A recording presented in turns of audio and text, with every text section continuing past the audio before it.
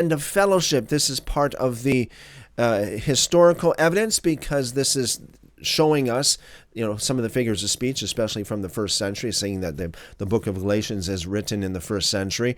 And number two is the right, sheep on the right and goats on the left. We read about this in Matthew chapter 25, verses 31 to 46.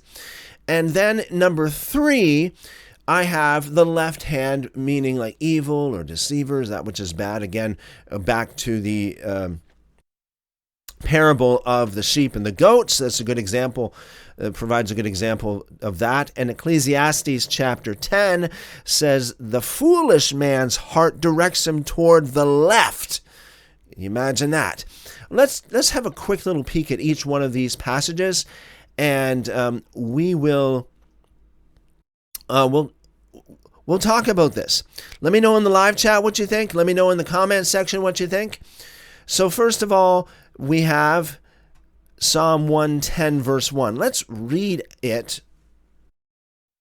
It says literally a psalm by David. Yahweh says to my Lord, sit at my right hand until I make your enemies your footstool for your feet. Okay, so this is a good example of how in Scripture the right hand is consistent with a position of the highest honor. So Psalm 110 verse 1 records the Lord saying, sit at my right hand until I make your enemies your footstool. The New Testament repeatedly affirms that Jesus sits at the right hand of God. For example, Mark chapter 16 verse 19. And it says this, quote, So then the Lord, after he had spoken to them, was received up into heaven and sat down at the right hand of God. And then we have Acts chapter 2, verse 23. It says, him being delivered up by the determined counsel and foreknowledge of God, you have taken by the hand of lawless men, crucified and killed. Oh, excuse me. That's Acts chapter 2, verse 23. Excuse me, that's the wrong verse. It's Acts chapter 2, verse 33. Sorry, my mistake there. It says, being therefore exalted by the right hand of God, and having received from the Father the promise of the Holy Spirit, he has poured out this which you now see and hear. So this is proof that the right hand is talking about the position of the highest honor. Okay? The position of the highest honor. Another one is a symbol of strength. Right hand meaning the symbol of strength. Traditionally speaking, the right hand is the strongest hand, literally. So we have Exodus chapter 15, and we go down to verse 6, and it says this, quote, your right hand, Yahweh, is glorious in power.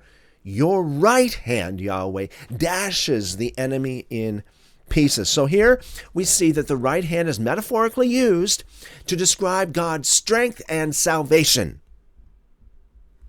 And then in Ecclesiastes chapter 10, verse 2, a wise man's heart is at his right hand.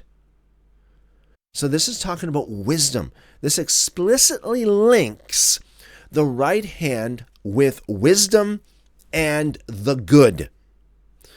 Then we have the historical evidence of these figures of speech being used. A good example of that is in Galatians chapter 2, verse 9. And it says, quote, and Paul said, quote, and when they perceived the grace that was given to me, James and Cephas and John, those who were reputed to be pillars, gave to Barnabas and me the right hand of fellowship, that we should go to the Gentiles and they to the circumcision. And then we have one of my, I hate to say favorites, but in a sense it is, in a way, one of my favorite passages in the New Testament, the parable of the sheep and the goats recorded in Matthew chapter 25, verses 31 all the way down to 46. Let's just quickly go over this. And this I'm going to read this, and as I read this, listen to how it portrays the right hand versus the left hand. What kind of light does it shine on the right hand versus the left hand? Okay, so here we have it, Matthew chapter 25, verse 31. But when the Son of Man comes in his glory and all the holy angels with him, then he will sit on the throne of his glory. Before him all the nations will be gathered, and he will separate them one from another as a shepherd separates the sheep from the goats. He will set the sheep on his right hand, but the goats on the left. Then the king will tell those on the right hand, "Come, thou blessed of my Father. Inherit the kingdom prepared for you from the foundation of the world. For I was hungry, and you gave me food to eat. And I was thirsty, and you gave me drink.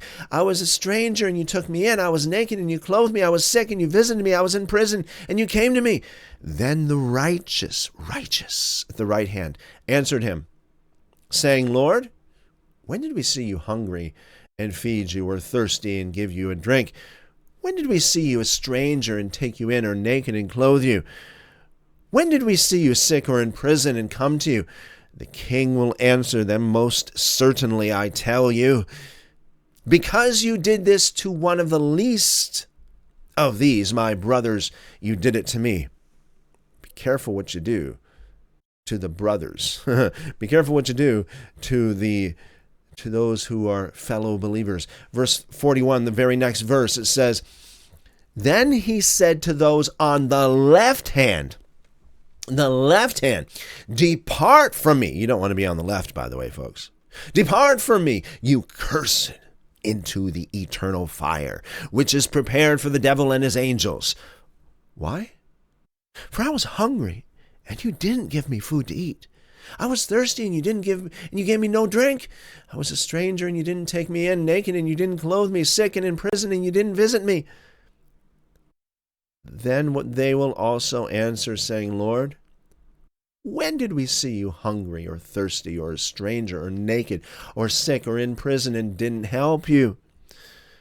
Then he will answer them, saying, "Most certainly I tell you, because you didn't do it to one of the least of these, you didn't do it to me." These will go away into eternal punishment, but the righteous to eternal life. Remember, every time you look at your hand, remember, you did it to me. The thumb and the four fingers. Five words. You did it to me. You give them a hand. You did it to me. Okay, so there's another piece of evidence that in the first century, especially in biblical days, if you want to put it that way, the right symbolized goodness and righteousness. Literally, the right was right, and the left was wrong, and the left was not good. The left was those who were cursed. The right was those who were blessed. The sheep were on the right, representing the righteous who would inherit the kingdom, and the goats were on the left, representing those who were rejected. Finally, we have number 3, the left hand represents the evil spirits and deceivers. So the scriptures does not explicitly say, quote, "the left hand is an evil spirit." That's not what it says, okay? I'm not saying the left hand is an evil spirit or the left hand is evil, okay? Please don't misunderstand me. I'm saying that this kind of imagery in the scriptures and in the quote-unquote biblical times were symbolic, okay? You never read about Jesus sitting on the left hand of God. It's the right hand of God. It's a symbol. So the left hand here is derived from the destination on those on the left in the parable of the sheep and the goats. "Depart from me, you who are cursed into eternal fire prepared for the devil and his angels. So the idea that the left hand represents evil spirits or demons or deceivers, you could read that, you could get that from the story, the parable of the sheep and the goats. The left side is scripturally linked to the final destination of evil spirits. And then, finally, Ecclesiastes chapter 10, verse 2, the last half of that verse that we read earlier, it says, a fool's heart is at his left. A fool's heart is at his left. And that's not to even mention the etymology. The historical association of the left with evil is actually preserved in the language. Did you guys know that? The Latin word for left is literally sinister. Did you know that? The Latin word for left is sinister, which evolved in English to mean something evil, harmful, or menacing. So how do you say left in Latin? Sinister. Now, then we have the ancient superstition as well, which actually coincides with what we have in the scriptures as well. So many cultures, and there are other religions as well that have, like, they believe that the good angels are on the right and the bad angels are on the left. But many cultures viewed the left side as unlucky or inferior. In ancient Roman times, interpreting omens, signs appeared on the left were often considered unfavorable. So, there you have it. There's my evidence for what I claimed earlier, that, the right hand symbolizes, it's a figure of speech, symbolizes that which is good and right, and the left hand, that which is not so good, sinister, literally, in the Latin. So, Eva, I would like to know what you have to support your claim that that what I said was not true at all.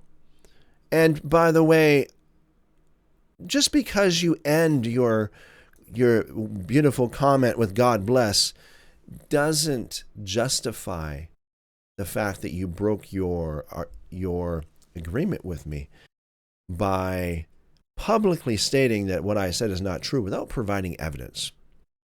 Nevertheless, you gave us a little bit of a nudge toward looking into this and in talking about it today in a little bit more depth. So for that, I appreciate it and thank you. God bless you as well. And I pray that God gives you the knowledge that you so desire. All right. Well, tonight we are going to pick up where we left off from 2 Kings. So we left off last night, 2 Kings chapter 2, verses 13 and 14. First of all, let's see what we have in the live chat. So, okay. All right. For some reason, what in the world is going on? So some reason, the live chat is giving me a little bit of problems here.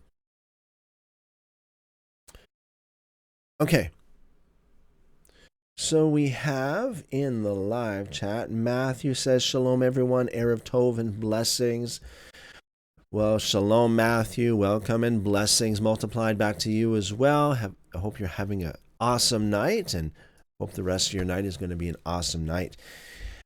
And just before we dive into the thick of it here, make sure that you share the live stream, folks. Share with your family, friends, co-workers, neighbors, and everyone else in between. Anybody that professes the name of God and claims to take the Holy Scriptures seriously. And if you have an open mind to look at different interpretations, this is where you belong tonight. This is exactly where you belong. Make sure you're following, by the way, folks. If you're listening to this and you're not following or you're not subscribed yet, if you're into this kind of thing, digging deep into the scriptures, into the historical context, the cultural context, getting into it as much as possible so that we can properly interpret and ascertain what the original authors of the scriptures had to say. This is for you. You are in the right place. I should play this little video clip talking about being in the right place. Here you are. If you are trying to find your place within the community of faith, if you don't seem to fit within denominational Christianity, look no further. If you love to study the Bible, if you love to dig into the ancient manuscripts and find out the truth about the Bible, you are in the right place. Yeah, you're in the right place. That's it. Okay, let's go for it. 2 Kings chapter 2, verses 13 to 14. So, a little bit of context here. Last night we read about Elijah and Elisha, who at that point in time, Elijah was just taken up, or taken, however you want to interpret that. And then we have Elisha taking the mantle from Elijah and striking the water. And this is where we are right now, actually. So, and we spoke about the double portion. What that means, it doesn't mean what most Christians, think it means. It doesn't mean exactly what talking about the firstborn, talking about the inheritance from the father, if you will, as Elijah was like a spiritual father to Elisha. And so here we are tonight, folks. 2 Kings chapter 2, verses 13 and 14. Quote, "He took up also the mantle of Elijah that fell from him and went back and stood by the bank of the Jordan. He took the mantle of Elijah that fell from him and struck the waters and said, 'Where is Yahweh, the God of Elijah?'" I love this, folks. I absolutely love this. What an amazing story. Where is the Lord God of Elijah? Beautiful. I love it. I love it. Where is the Lord God of Elijah? And he also struck the waters. They were divided here and there. And Elisha went over. So the transfer of power, the mantle, has fallen. This is the physical symbol of the prophetic office. Elisha picks it up. He does not just carry it, he uses it. He returns to the Jordan, the barrier of the land, and replicates the miracle of Elijah. Where is Yahweh? His question, where is Yahweh, the God of Elijah, is a challenge. It is a cry of faith. He is asking, is the God who worked through my master still here? Is he with me? The answer is an immediate yes. The waters part. This confirms to Elisha and to the watching sons of the prophets that the succession is valid. The God of Elijah is now the God of Elisha. So we read this last night a little bit, but we'll do this just to reiterate a little bit to get us back into the gears here. So the manuscript note, the Septuagint, abbreviated as LXX, adds a small detail here in the Greek text. It says, Elisha said, "Where is the Lord God of Elijah?" Apho. The word apho is the transliteration of the Hebrew afhu, meaning even he. So the reading is, where is the God of Elijah? Even he. Emphasizing that it is the same God, not a new deity. The same God, not a new deity here. Okay. I will skip on here a little bit. 2 Kings chapter 2, verses 15 to 18. We spoke about this last night as well. The sons of the prophets. It speaks about the sons of the prophets a few times here in the coming verses. So this tells us that there were a lot more prophets than just Elijah and Elisha back in those days. Even the sons of the prophets, the theological students of the day, have trouble believing the full extent of the miracle. So this would be the miracle of the Elisha receiving the Spirit of God upon him, that Elijah was taken up, and the Elisha had a double portion now of the Spirit, if you will, of Elijah. Okay. They acknowledge that the spirit of Elijah rests on Elisha because they saw him part the water, but they doubt the ascension. They think perhaps the wind just blew Elijah to another mountain or valley and dropped him there. They want to send a search party to recover the body or rescue him. The search. Elisha knows the truth. He refuses permission. You shall not send, he says. But they pressure him, quote, until he was ashamed, ad bosh in the Hebrew. This implies they badgered him until it would have looked suspicious or unloving for him to refuse. They searched for 3 days. This creates a literary parallel with the later resurrection themes, a 3-day search for the body that is not there. Does that sound familiar, folks? But unlike the resurrection of Christ, where the tomb is empty because he is alive, here they simply cannot find Elijah because God has taken him. The search serves a purpose. It verifies that Elijah is truly gone. There is no body. He didn't just die of a heart attack or on the other side of the river. 2 Kings chapter 2, verses 19 to 21. Let's go over there and take a look at this. Matthew says, do you think these sons of the prophets were Sadducees or Pharisees in their thinking?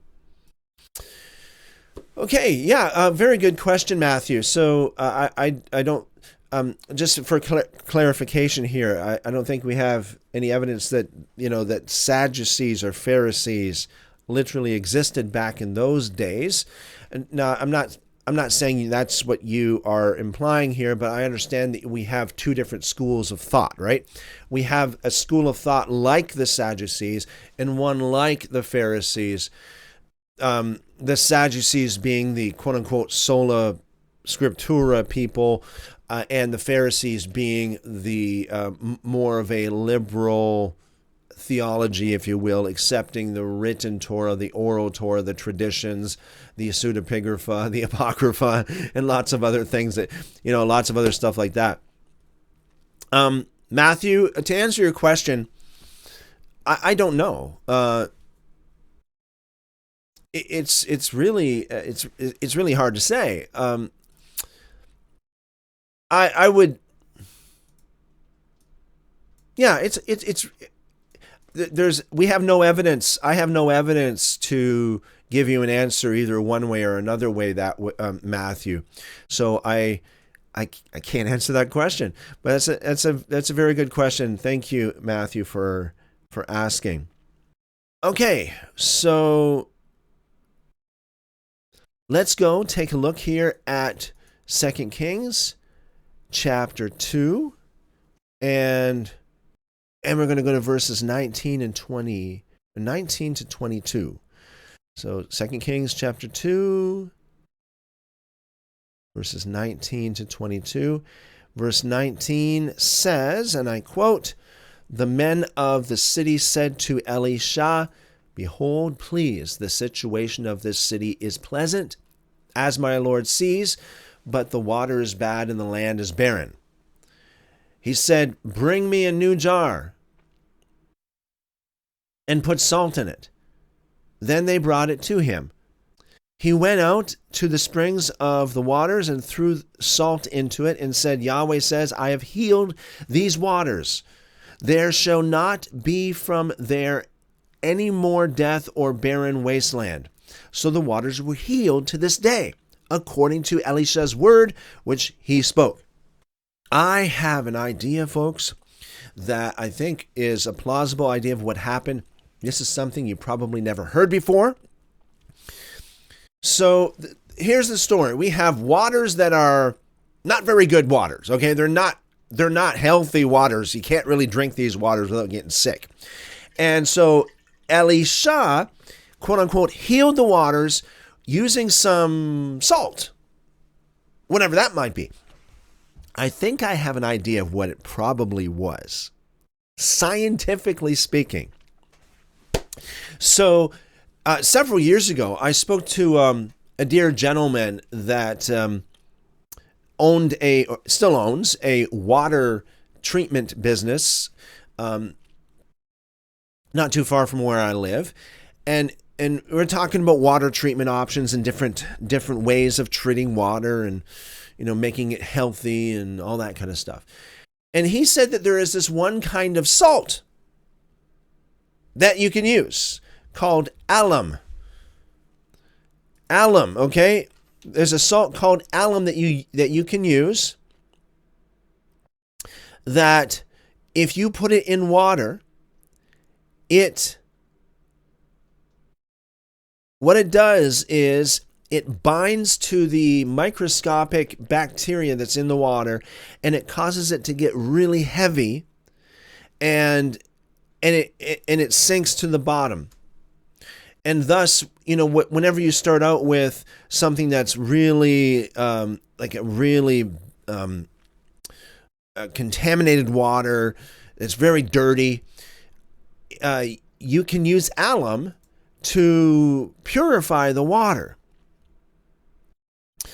And so even to this very day, you can buy these, a lot of time, check it out, folks. You can get these little like emergency water treatment, packets and such, for those who are like preppers and such. You can get these little emergency packet things that you can say, if you're ever stuck in somewhere out in the bush, or if ever there's a time when you don't have access to clean water, you can just take some of this stuff and put it into dirty water, and it will clean the water.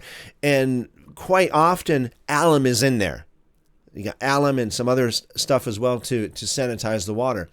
So I believe that it's quite possible, actually more than that, quite probable, that what Elisha used here was alum. Because if you have a pond or whatever if you have a body of water that's very polluted, and there's lots of bacteria, and it's a lot of, it's biologically unsafe. If you take alum, the salt, throw it in the water, give it a little bit of time, that alum's going to react with all this bacteria, and the bacteria is going to sink to the bottom, and you're going to have pure or cleaner water on top, you see. So I think that is probably what happened here, folks. Matthew says, interesting. Well, thank you. Yes, thank you, Matthew. Yeah. I have never heard this. I've never heard this preached or taught anywhere, never read it anywhere. I'm just thinking, wait a second. Yeah. I know that you can use a certain, of course, it's not table salt. It's not sodium chloride. It's a different kind of salt.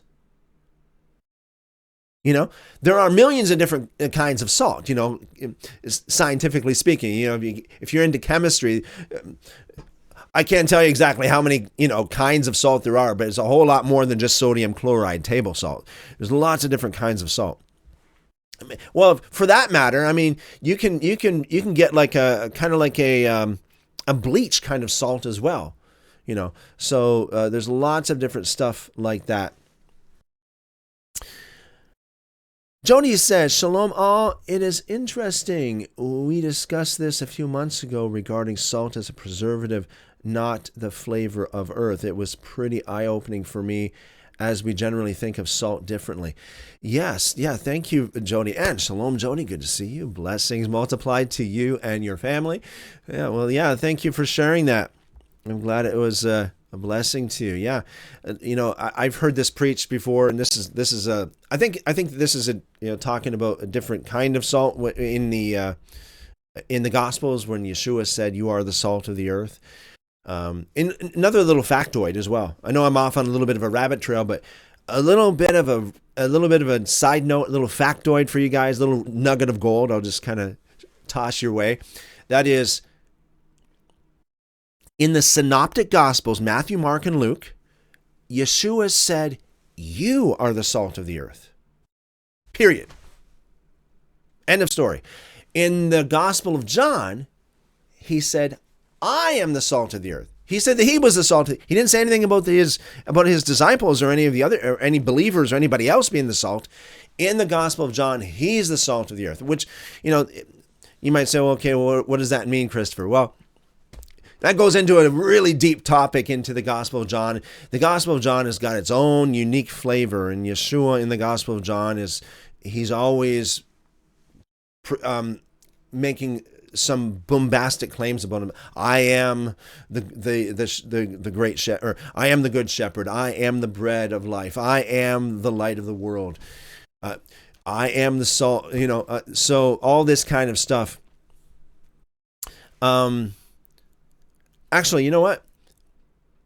In the Gospel of John, he said, "I am the light of the world," right? And in the Synoptic Gospels, he said, "You are the light of the world to the believers." So yeah, that's what we have here. Yeah, so awesome. Thank you, Jody, again. I appreciate that. Hope you're having an awesome night, you and your family. Clemento says, studied that with my kiddos a few years back regarding alum. It worked. Now we have lost the meaning of miracle, though with the, what's that? Though with that incident?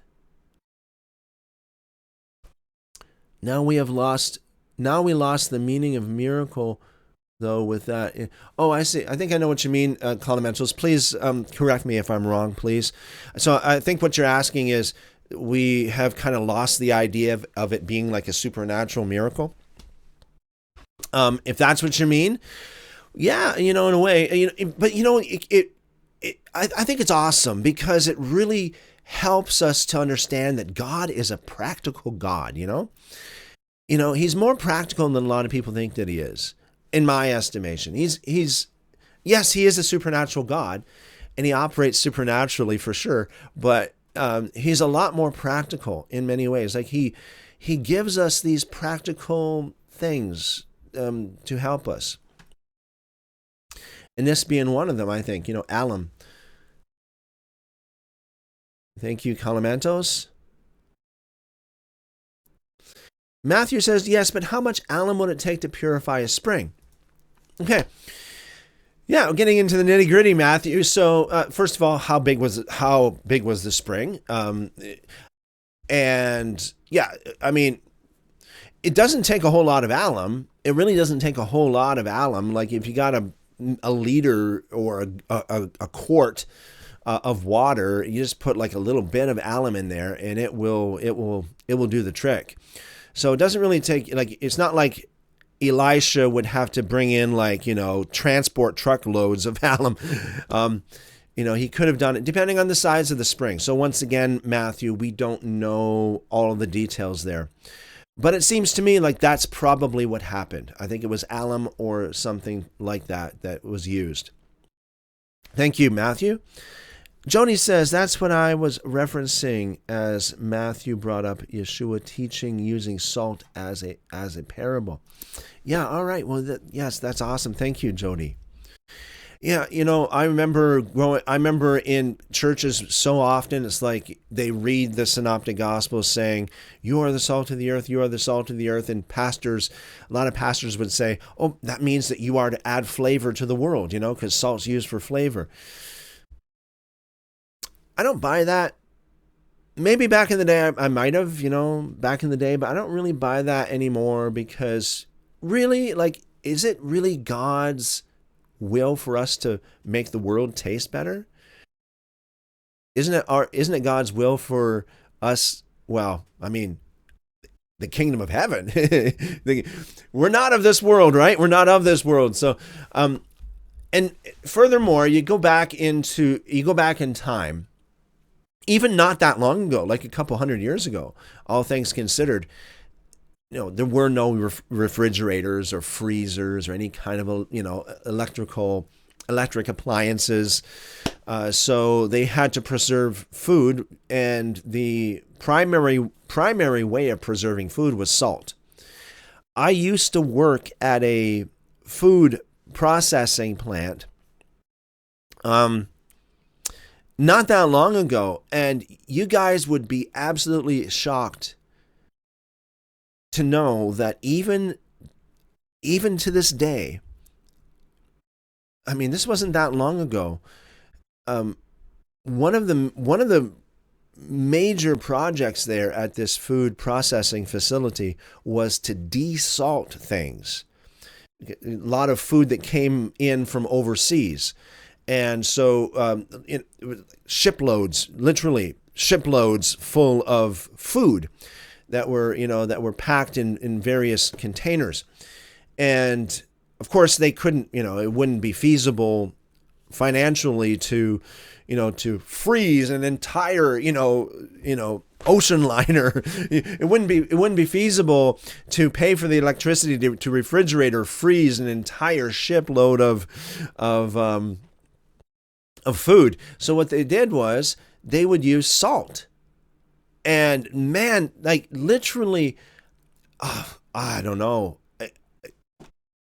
There's no way I could even estimate how many tons of salt were removed from the food that came over here from overseas. It's amazing. So even to this very day, this is what they use to preserve food, especially large quantities of food and over long distances.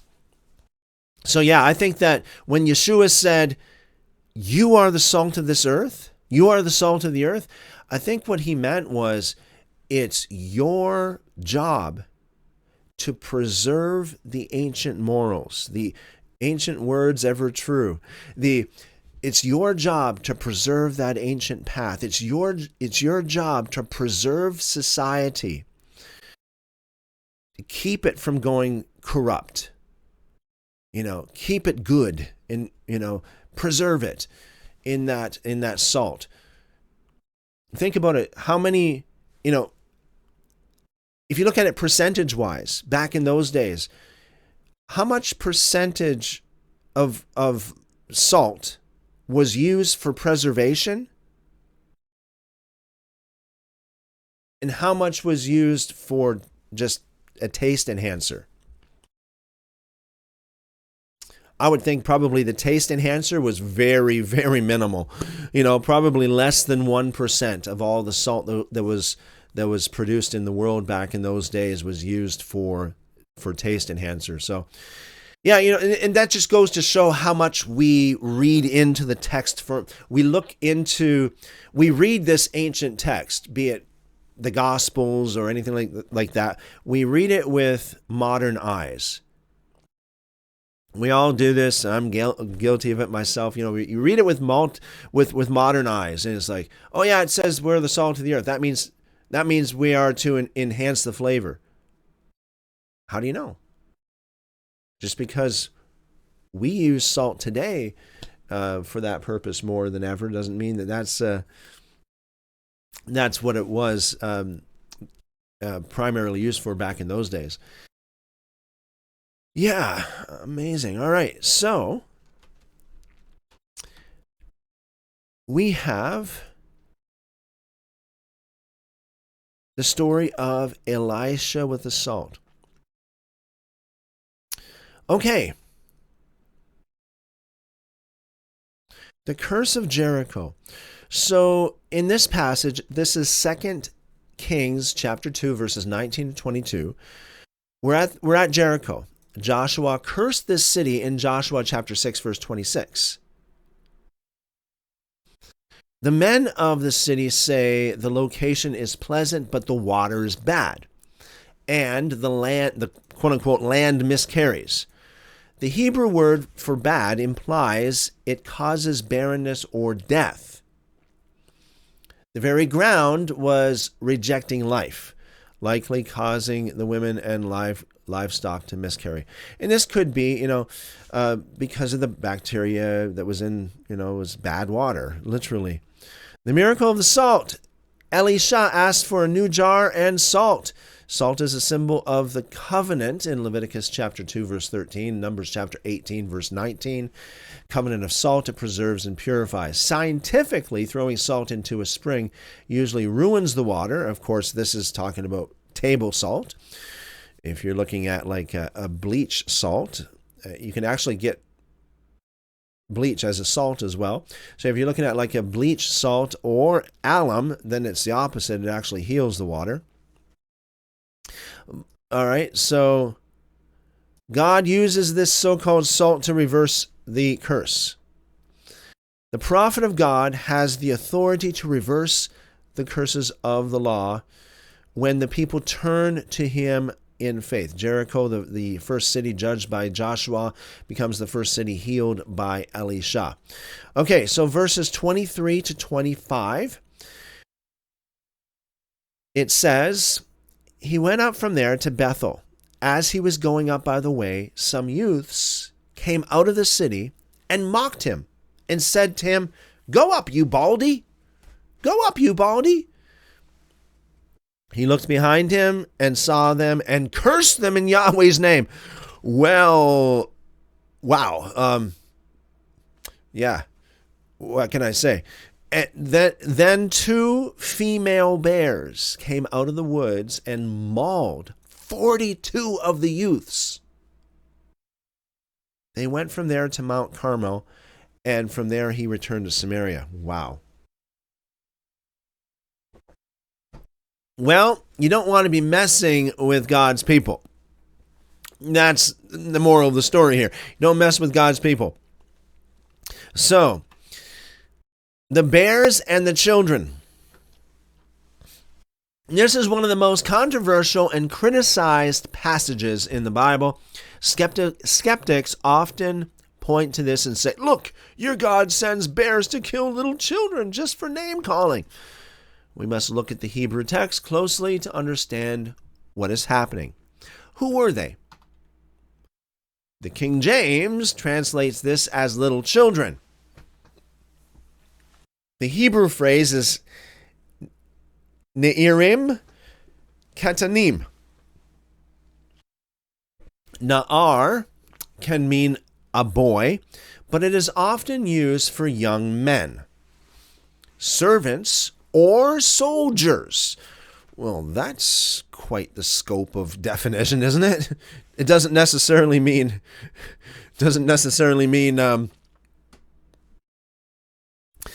young men or children. Jody says, Baldy, I feel an attack. Oh, sorry. Well, yeah, nothing personal. Of course, Jody, yeah. Absalom is called a Na'ar in his 20s. Solomon calls himself a Na'ar when he is king. These were likely a gang of young men, perhaps teenage hoodlums or young acolytes of the false priests at Bethel. Remember, Bethel was the headquarters of golden calf worship. Number 2, the insult, go up, you bald head. Bald head. Kerik. Elisha may have been naturally bald. So you're in good company. You know, if you don't have a whole lot of hair, you're in really good company. You got Elisha. It seems like Elisha probably didn't have a whole lot of hair either. Or he may have shaved his head as a sign of his prophetic separation. It could have been that as well. Of course, whenever a Nazirite vow is taken, the Nazirite vow forbade cutting hair. Other vows involved it. But at the end of the Nazirite vow, that the hair was shaved off typically. So, yeah. In that culture, baldness was often associated with leprosy or shame.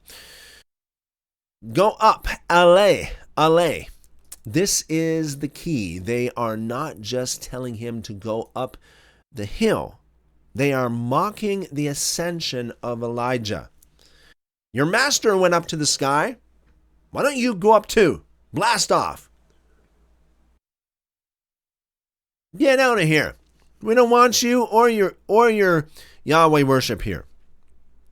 It was a direct challenge to his prophetic authority and a rejection of the recent miracle of Elijah's translation. They were telling the prophet of God to die or disappear. The judgment, Elisha, quote unquote, curse them in the name of Yahweh, unquote. He did not kill them himself. He pronounced the judgment and God fulfilled it. 2 female bears. She-bears are notoriously fierce, especially if protecting cubs. It says mauled 42 of them. The number 42 appears often in Scripture associated with distress or judgment. The 42 months of tribulation in Revelation. Interesting. Which makes me wonder if this is mathematically, historically correct, or whether this is just an Haggadah, where it may not be historically accurate, but it's used to portray a theological truth, or for impact, like an underlying symbolism. So, God destroys these young men. Is this a contradiction? Does this contradict the idea of a loving God? If you believe in the modern, watered-down version of God is only love and never judges, then yes. So this is the thing. It's like, people say, well, God is love. And I do believe he is. Like God's love surpasses all love that you can ever imagine, surpasses your understanding. But here's the thing. How do you interpret that? How do you define love? Does love mean never correct? How can God love you if he never corrects you? Of course, in the Scriptures it says over and over again, I discipline those whom I love. You see. Now, another thing is, just because God is something doesn't mean that God applies or extends that attribute of himself towards everyone. Let me give you an example. It says God is a consuming fire. So look at the story of Nadab and Abihu, right? Where they were consumed by fire, it says, and they died. They died by the judgment of God. So God is a consuming fire, it says. So does that mean that he consumes everybody by fire? I think most people would say no, right? Most people would say no. God does not consume everybody. God does not judge everybody and kill everybody like he did Nadab and Abihu, right? I'm pretty sure we can all agree on that. So if we can say God is a consuming fire, but that doesn't mean that he consumes everyone. That doesn't mean that he extends that attribute of himself to everyone. So let's be consistent. So if God is love, does that mean that he extends that love to everyone? And what kind of love? Is God with everyone? Does God give everyone his approval? What about some of these extremely wicked men that ever existed in this, in history? You think about somebody in the past that say this man was a really evil man. Did God extend his approval to that man? Is that what love means? You see? So it can get into some really deep discussions in this kind of thing. Matthew says Hashem is many things. Yeah, there's many different metaphors for sure. Thank you, Matthew. If you believe in the God of the Torah, who warns that if you walk contrary to him, that he will walk contrary to you in fury, that's Leviticus 26, then this is consistent.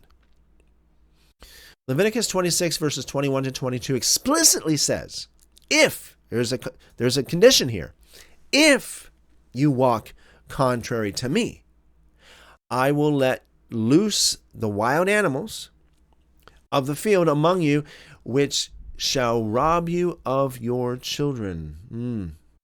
Hope that never happens to anyone listening to this, that's for sure.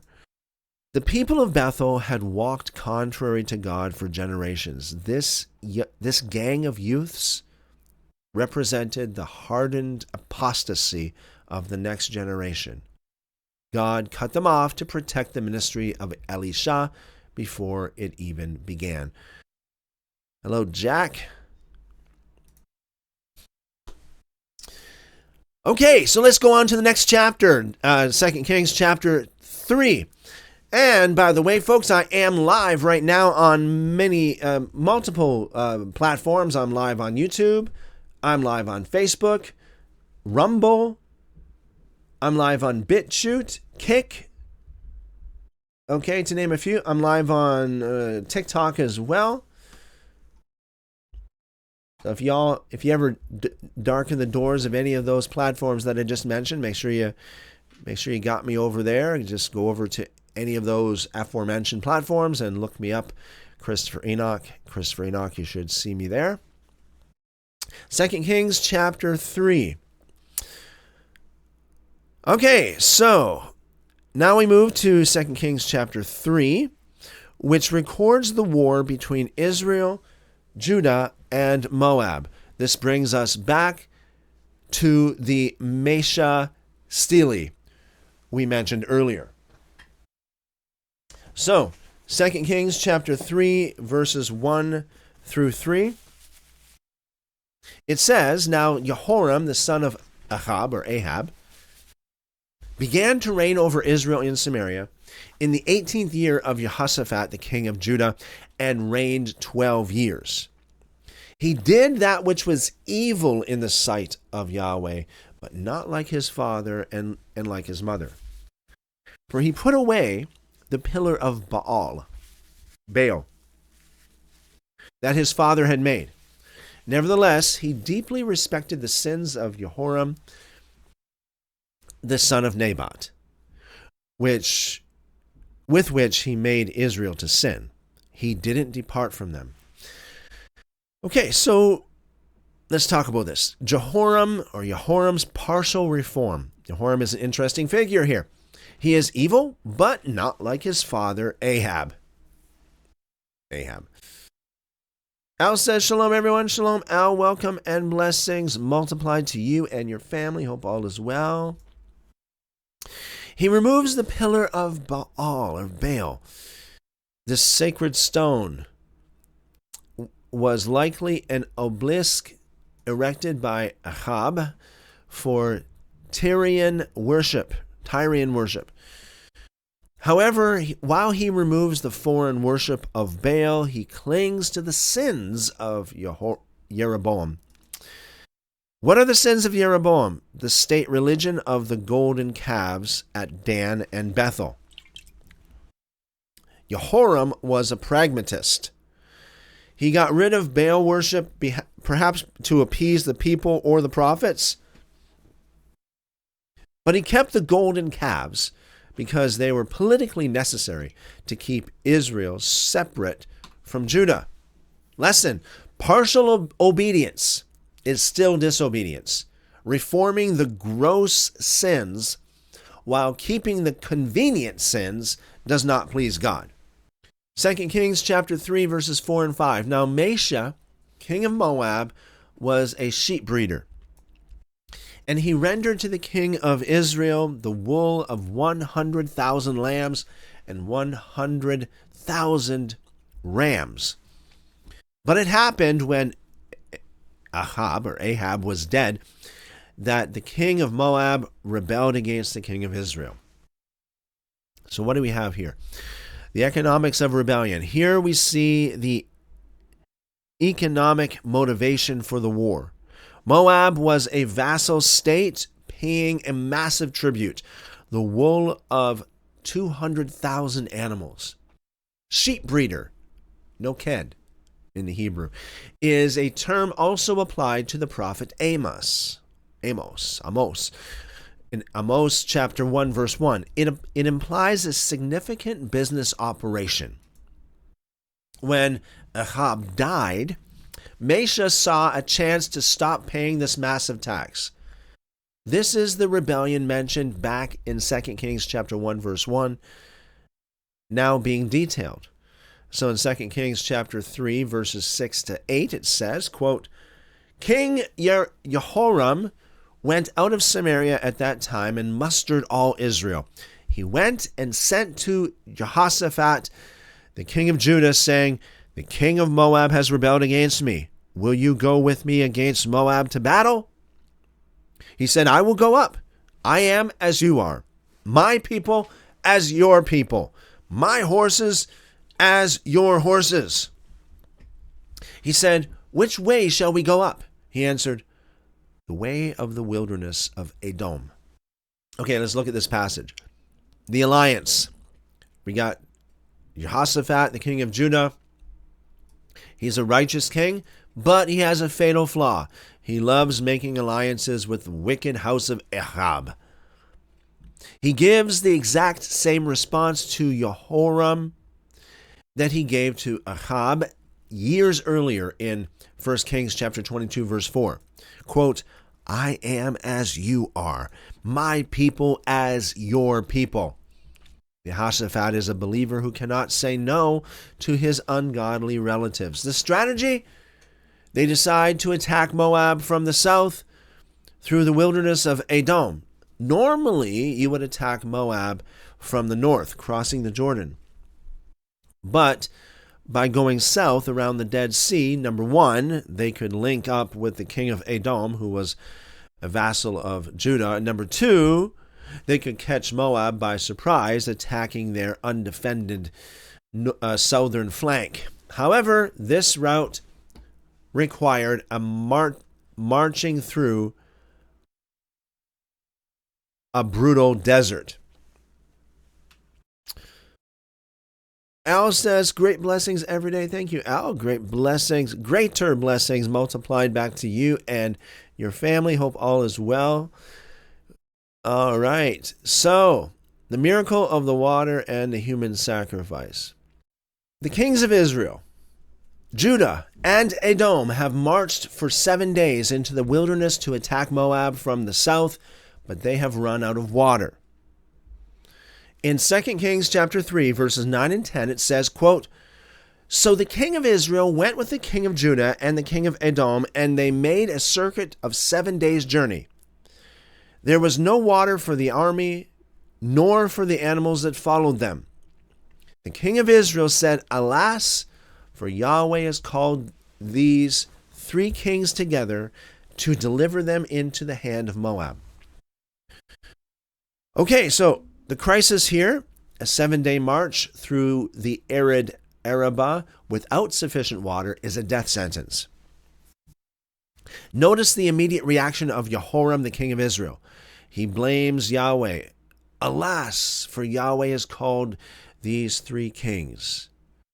He is an apostate. Yet, the moment trouble strikes, he acknowledges God's sovereignty only to accuse him of sabotage. This is the classic response of the unbeliever. Ignore God in prosperity. Blame God in adversity. 1 Kings chapter 3, verses 11 and 12. It says, quote, but Jehoshaphat said, is there not here a prophet of Yahweh that we may inquire of Yahweh by him? One of the king of Israel's servants answered, Elisha, the son of Shaphat, is here, who poured water on the hands of Elijah. Jehoshaphat said, the word of Yahweh is with him. So the king of Israel and Jehoshaphat and the king of Edom went down to him. Jehoshaphat's response. Okay, so unlike Jehoram, Jehoshaphat seeks a word from the Lord. He asked for a prophet. A servant identifies Elisha, describing him as the one who, quote, poured water on the hands of Elijah. This idiom means he was Elijah's personal servant. it implies he is a man of humble service, but also that he carries the authority of the great master. The descent. Note that the three kings, quote unquote, went down to Elisha. Usually the prophet comes to the king. Here the kings must humble themselves and go to the prophet's tent. The crisis has inverted the social hierarchy. 2 Kings chapter 3 verses 13 and 14 says, quote, Elisha said to the king of Israel, "What have I to do with you? What have I to do with you? Go to the prophets of your father and to the prophets of your mother." The king of Israel said to him, "No, for Yahweh has called these three kings together to deliver them into the hand of Moab." Elisha says, "As Yahweh of armies lives, before whom I stand," I love this, folks, "before whom I stand, surely were it not that I regard the presence of Jehoshaphat, king of Judah, I would not look toward you nor see you." Unquote. Notice here that Elisha uses the same terminology that Elijah used when Elijah said, "Before whom I stand," referring to God. Like he stands before God. The God of Israel, before whom I stand. You might say, why is that significant and why are you emphasizing that, Christopher? Because it's so important and so vital to have this truth in your life, to know that you are in the presence of God, to be aware of God's presence with you wherever you go, whatever you do. I believe in God, in the God of Abraham, Isaac, and Jacob, before whom I stand. There's this, I hate to use the word consciousness, but there's this consciousness that you are in the presence of God. It helps you at every turn in your life to recognize and to acknowledge the presence of God. God's always there. He's always with me. I can always pray. I can always call on Him. The practicing the presence of God is what they call it. It is such a powerful thing. Okay, so these two verses we just read. Elisha is fearless. He speaks to the king of Israel with total contempt. He says, quote, "Go to the prophets of your father and mother," unquote. That is, the prophets of Baal and Asherah. He is essentially saying, why are you coming to Yahweh now? Let your false gods save you. Reminds me of Elijah, right? Again, so Elisha is like Elijah 2.0 here. Jehoram insists, claiming that Yahweh is the one who trapped them. Regard the presence or practicing the presence of God. Elisha makes it clear he is only helping because of Jehoshaphat. This teaches a principle of associative grace. Sometimes the ungodly, Jehoram and Edom here in this case, are blessed or spared solely because they are in the company of the righteous Jehoshaphat. If Jehoshaphat hadn't been there, Elisha would have let them die of thirst. Reference 2 Kings chapter 3, verse 15. "But now bring me a minstrel." It happened when the minstrel played that the hand of Yahweh came on him, unquote. So this talks about the role of music. This is a fascinating detail. Elisha asked for a musician. Why? because his spirit was agitated. He was angry at Jehoram. To receive a prophetic word, he needed to compose his mind and spirit. Music in the Bible often serves as a conduit for the Spirit. Remember, David played the harp for Saul? The prophetic state often required a meditative trance induced by, or aided by music. 2 Kings chapter 3, verses 16 to 19 says this, quote, he said, Yahweh says, make this valley full of trenches. For Yahweh says, you will not see wind, neither will you see rain. Yet that valley shall be filled with water, and you will drink, both you and your livestock and your animals. This is but a light thing in the sight of Yahweh. But he will also deliver the Moabites into your hand. You shall strike every fortified city and every choice city, and shall fell every good tree, and stop all springs of water, and mar every good piece of land with stones. Unquote. So what's this teach us? All right, so the trenches. The command is to dig trenches or cisterns in the dry wadi. The promise is supernatural. No wind, no rain, no storm, yet water will appear. This likely refers to a flash flood caused by heavy rains far away in the highlands of Edom. The water would rush down the wadi, filling the trenches without a storm appearing over the camp itself. Quote unquote, a light thing. Providing water is easy for God. The greater miracle is the victory over Moab. The instructions for the war are harsh. Cut down trees, stop springs, ruin the land. Is this a contradiction?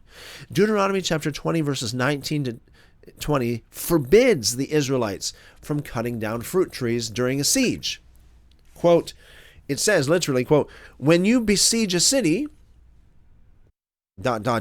you shall not destroy its trees by wielding an axe against them. You may eat from them, but you shall not cut them down. Yet here Elisha commands them to fell every good tree. The explanation. The law in Deuteronomy applied to the conquest of Canaan, a land they were going to inhabit. They needed the trees for food later. This war against Moab is a punitive expedition. They are not planning to live there. They are planning to devastate it so it cannot rebel again. The prophet's command overrides the general rule of warfare for this specific judgment.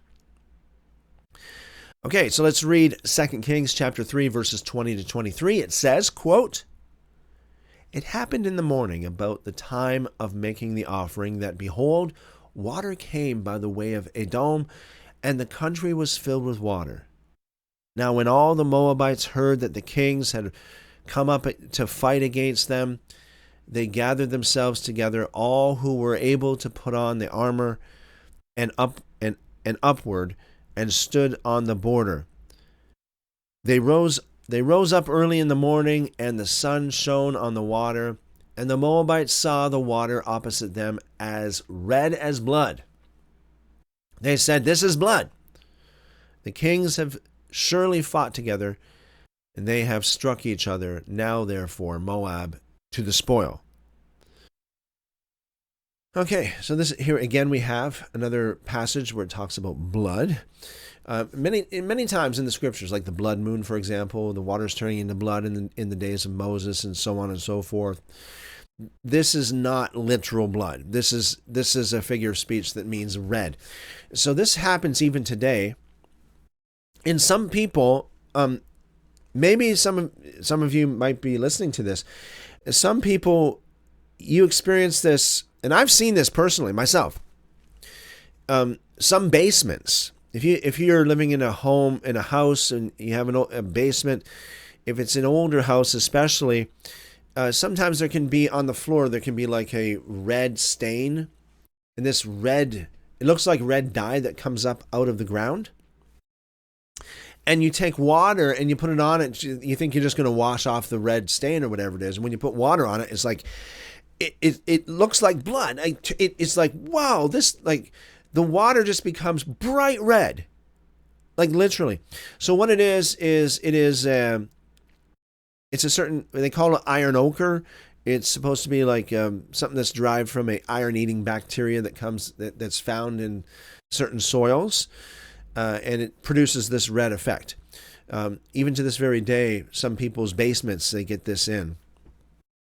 Also, certain streams or rivers and certain bodies of water sometimes experience this kind of thing. It's when this kind of bacteria multiplies, due to environmental factors and that kind of thing. Excuse me. Yeah, so this is what makes the water red, typically speaking. It looks like blood, but it's not. Optical illusion. God uses water not just to drink, but to deceive the enemy. The morning sun hitting the water in the red sandstone trenches of Edom made it look like blood. So it could have been that, or it could have been like what I was explaining earlier as well, the iron ochre kind of thing going on here. The Moabites, knowing the coalition was fragile, that Israel versus Judah versus Edom, assumed the allies had turned on each other. They rush in to loot the camp, expecting to find corpses, not a combat-ready army. 2 Kings chapter 3, verses 24 and 25 says, quote, When they came to the camp of Israel, the Israelites rose up and struck the Moabites so that they fled before them, and they went forward into the land, striking the Moabites. They beat down the cities, and on every good piece of land, they cast every man his stone and filled it. And they stopped all the springs of water and felled all the good trees, until in Kir Hareseth only they left its stones. However, the men armed with slings went about it and struck it. Okay. The route. The trap is sprung. The Israelites slaughter the careless Moabites and invade the land, systematically destroying its ecology and economy, as Elisha commanded. Okay, so let's read now 2 Kings chapter 3, verses 26 and 27. It says, When the king of Moab saw that the battle was too severe for him, he took with him 700 men who drew swords to break through to the king of Edom, but they could not. Then he took his oldest son, who would have reigned in his place, and offered him for a burnt offering on the wall.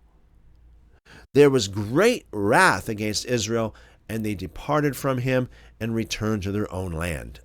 Unquote. The human sacrifice. This is the most disturbing verse in the chapter.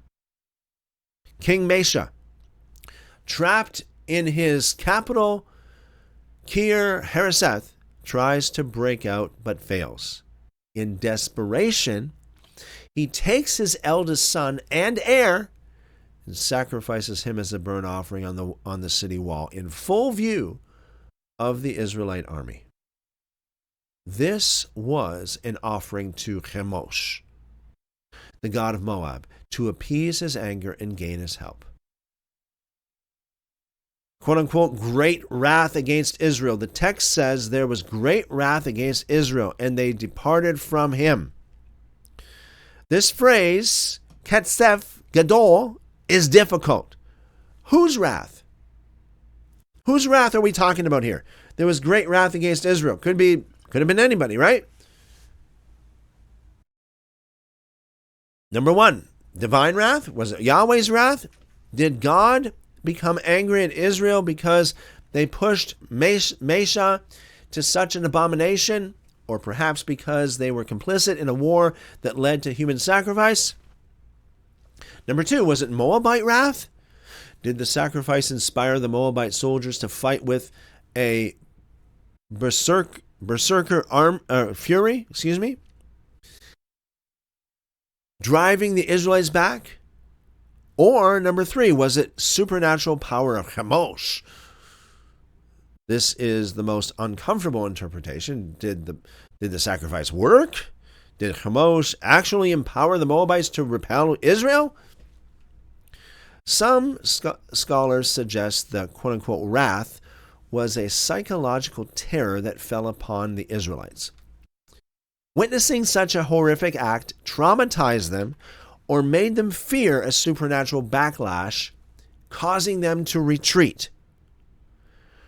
Regardless of the case, regardless of the cause, the result is a military failure for Israel. They withdrew. The campaign ended without the total subjugation of Moab. Contradiction with prophecy. So Elisha said in verse 18, he will also deliver the Moabites into your hand. But in verse 27, Israel retreats and Moab is not completely destroyed. Mesha survives. Did Elisha's prophecy fail? So, defense. They did defeat the Moabites in the field, in verse 24. They did destroy the cities and trees, verse 25. The prophecy was fulfilled in the main. The withdrawal at the end was a choice made by the army due to the wrath, not a failure of God's power. Critique. A skeptic would say this is failed prophecy because the king of Moab was not captured and the rebellion was not permanently crushed. As the Mesha Stele confirms, Moab remained independent. We present the text as it is. God gave them victory, but the horror of pagan sacrifice cut the victory short. This is a good example of how we should not take things in an absolute literal way. So do I believe personally that this prophecy was fulfilled when it says the Moabites will be delivered into their hand? Yeah. But then, that doesn't necessitate every single person, So, generally speaking, yes, the Moabites were delivered into their hands. So, that was fulfilled. So, this concludes our reading for tonight. We have covered the judgment of Ahaziah, the ascension of Elijah, the bears of Elisha, the strange war with Moab. We have seen the power of the prophetic word to kill and to make alive. We have seen the nitty-gritty reality of ancient warfare and the disturbing clash of spiritual powers. We will pick up next time in 2 Kings chapter 4, where we will see the softer side of Elisha's ministry, the miracles of provision for the widows and the raising of the dead. And we're going to talk about how that links with Yeshua. So if you haven't already, please leave a like.